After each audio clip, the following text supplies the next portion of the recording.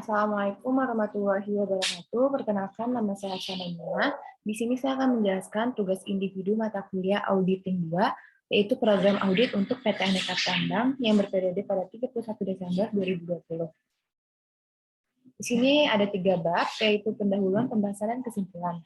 Bab pendahuluan yaitu pertama, yaitu sejarah KAP. KAP ya, menurut Menkyu nomor 470/KNK-017/1999 pada tanggal 4 Oktober 1999 menjelaskan lembaga yang memiliki izin dari Menteri Keuangan sebagai wadah bagi akuntan publik dan menjalankan pekerjaannya praktek akuntan di Indonesia sendiri mulai pada zaman VOC yaitu tahun 1642. Sekarang terdapat 425 kantor akuntan publik di Indonesia dengan kantor akuntan publik asing yaitu berjumlah sebanyak 40 kantor akuntan publik. Kantor akuntan publik memiliki tanggung jawab yang besar sehingga merupakan hal penting bagi auditor yang bekerja di kantor akuntan publik memiliki independensi dan kompetensi yang tinggi. Di sini ada profil KAP yang dipakai oleh PT Aneka Tambang yaitu PwC Indonesia PwC. PwC Indonesia sendiri telah beroperasi di Indonesia selama lebih dari 45 tahun sejak tahun 1971 dan mempunyai karyawan lebih dari 1.800 karyawan termasuk 52 partner. Alamat PwC ada di Jakarta, berada di Jalan Jenderal Sudirman, tahun 29 sampai 31 Jakarta, Indonesia, lalu ada di Surabaya, yaitu di Jalan Embong Malang nomor 1, 3 dan 5, Surabaya. Di sini ada sejarah PT Aneka Tambang, yaitu pada 5 Juli, peraturan pemerintah sebagai hasil penggabungan daripada pimpinan umum perusahaan tambang umum negara. Perusahaan negara tambang Bauxit Indonesia, perusahaan negara tambang emas Cipotok, perusahaan negara logam mulia PT Nikel Indonesia, proyek tambang Intan Kalimantan Selatan, dan proyek X Bapetam. Pendirinya tersebut diumumkan dalam tambahan berita negara Republik Indonesia nomor 36 tahun 1968 pada tanggal 5 Juli 1968. Pada tanggal 14 Juli berdasarkan PP nomor 26 tahun 1974, perseroan ini diubah dari perusahaan negara menjadi perusahaan perseroan. Dan sejak itu dikenal sebagai perusahaan perseroan PT Aneka Tambang. Struktur organisasinya sendiri yaitu direksinya, yaitu Direktur utamanya Dana Amin, Direktur Operasi dan Produksinya Hartono, Direktur Pengembangan Usaha Risono, Direktur Niaga Priyandi Haji Hasetia, Direktur Keuangan Anton Herdianto, Direktur Sumber Daya Manusianya Lutfi Setiawan Suwardi, Senior Eksekutifnya Muhammad Tabi Anwar, yang kedua Senior Eksekutifnya itu Haider Said. Lalu dengan Dewan Komisaris, yaitu terdapat Komite Audit, Corporate Governance Nominasi dan remunerasi, lalu ada komite manajemen risiko. Di sini juga ada struktur organisasi perusahaan aneka tambang. Lalu perusahaan aneka tambang bergerak di dalam bidang sumber daya alam dan berada di lokasi yang terisolir dan serba minim dalam hal infrastruktur dan kesehatan. Antam berkomitmen untuk membantu masyarakat unit bisnis Antam, di mana perseroan ini mengalokasikan sebagian dana PKBL-nya menjadi bantuan berupa fasilitas kesehatan, polymer chain reaction atau PCR, ventilator, masker, hand sanitizer, alat pelindung diri atau APD yang sangat dibutuhkan oleh masyarakat. Pemegang saham perusahaan Aneka Tambang yaitu yang tercatat pada tanggal 31 Desember 2020 yaitu saham preference seri A Dwi Warna, lalu saham biasa seri B yaitu ada PT Indonesia Asahan Aluminium atau Persero, lalu ada komisarisnya Arif Baharudin Hartono, Direktur Operasi dan Produksi, ada Priyadi Hidayat Setia, Direktur Niaga, Risono ST, Direktur Pengembangan Usaha, lalu masyarakat. Dengan jumlah totalnya itu 24.030.764.725 perak. Lalu di sini menjelaskan yaitu bukti audit menurut Arens. Di sini bukti audit ialah setiap informasi yang digunakan auditor untuk menentukan apakah informasi di audit dinyatakan sesuai kriteria yang telah ditetapkan. Lalu ada prosedur audit, yaitu menurut Arens, itu rincian instruksi yang menjelaskan bukti audit yang harus diperoleh selama audit. Lalu di sini ada komposisi Dewan Direksi, yaitu Presidium Direkturnya ada Dan Amin, Direktur Operasi dan Produksinya Hartono, Direktur Pengembangan Usahanya Risono, Direktur Niaga Apriandi Hastia, lalu Direktur Keuangan Anton Herdianto, Direktur SDM-nya Lutfi Setiawan Suwardi, Senior Eksekutifnya ada Muhammad Abi Anwar dan Khairir Said. Lalu di sini menjelaskan tadi kurangnya ada definisi audit, yaitu pengumpulan dan evaluasi bukti tentang informasi untuk menentukan dan melaporkan derajat kesesuaian antara informasi itu dan kriteria yang telah ditetapkan. Audit harus dilakukan oleh orang kompeten dan independen. Ini menurut Arens. Lalu kita masuk ke prosedur audit PT Aneka Tambang. Yang pertama itu ada tujuan audit yang berkaitan dengan transaksi, pengendalian kunci, pengujian pengendalian, dan pengujian substantif atas transaksi untuk pembelian. Di sini khususnya untuk pembelian, yaitu pembelian tercatat untuk barang dan jasa yang diterima, lalu pengendalian internal kuncinya yaitu pembelian telah disetujui oleh pejabat yang berwenang, faktur dan bukti audit, lalu pengujian pengendalian yaitu memeriksa dokumen untuk menguji keberadaan, memeriksanya adanya persetujuan atau tidak, dan menelusuri dokumen pembayaran.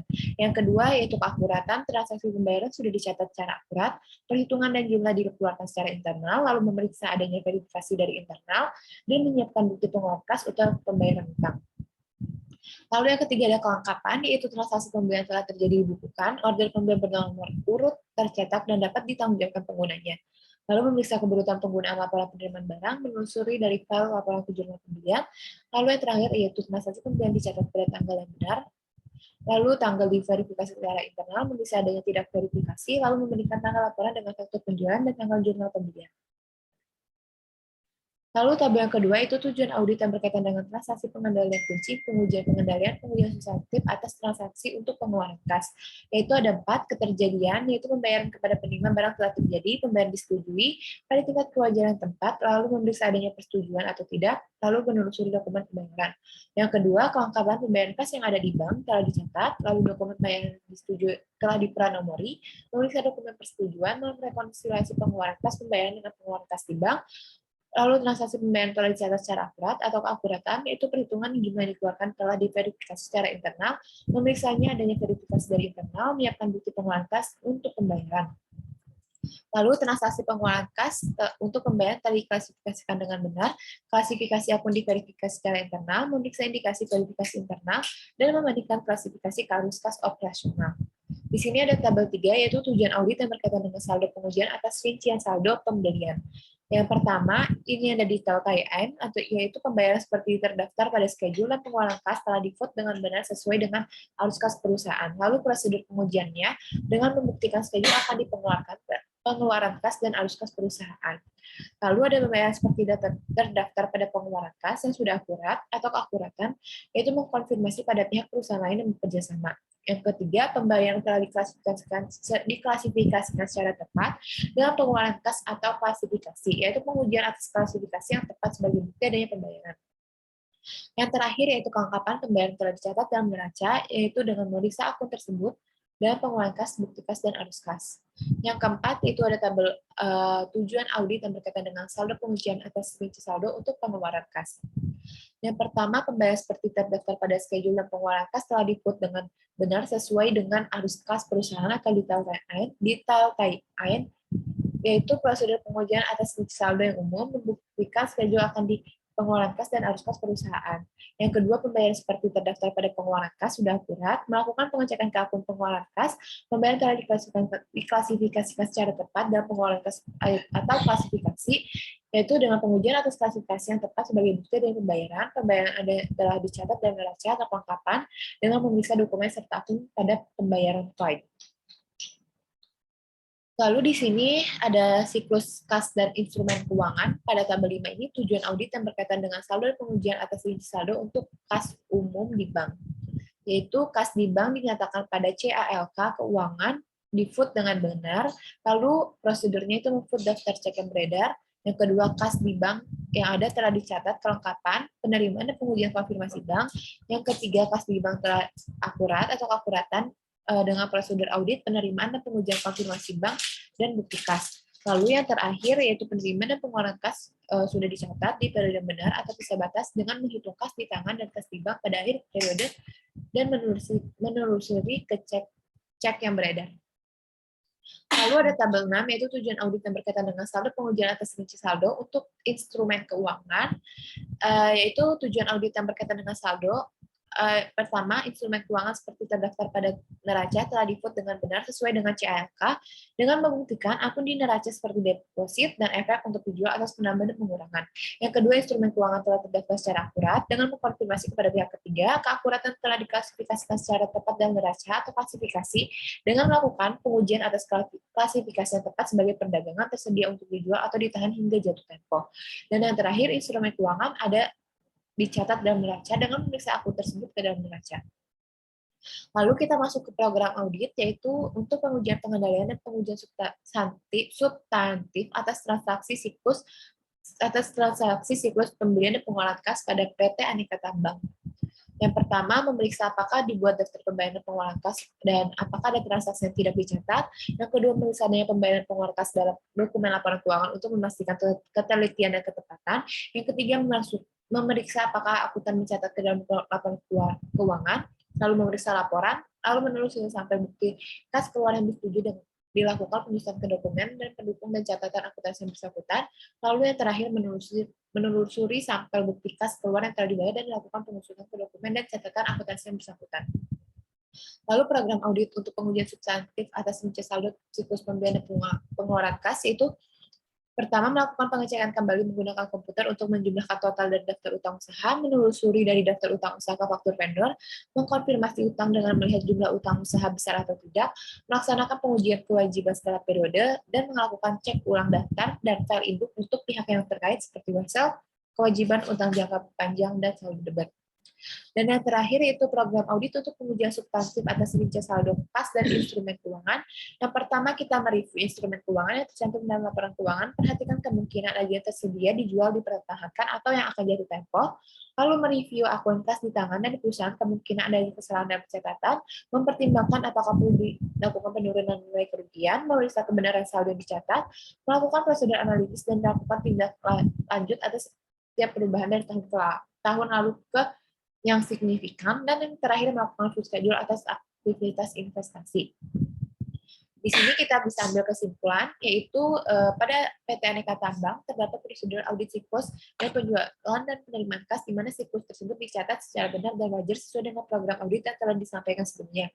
Lalu di sini kita bisa analisis dan diskusi manajemen dibuat berdasarkan informasi yang diperoleh dari laporan keuangan konsolidasi perusahaan perseroan PT Aneka Tambang dan entitas anak untuk periode 31 Desember 2020 telah diaudit oleh Kantor Akuntan Publik Tanudireja Wibisana Rintis dan rekan, memberikan firm dari PricewaterhouseCoopers atau PwC International Limited dan memperoleh pendapatan wajar. Dalam semua hal ini, material posisi keuangan konsolidasi PT Aneka Tambang anak pada tanggal 31 Desember 2020. Sekian yang bisa saya sampaikan. Maaf jika kecepatan karena durasi, karena waktu yang telah ditetapkan. Kurang lebihnya mohon maaf. Assalamualaikum warahmatullahi wabarakatuh.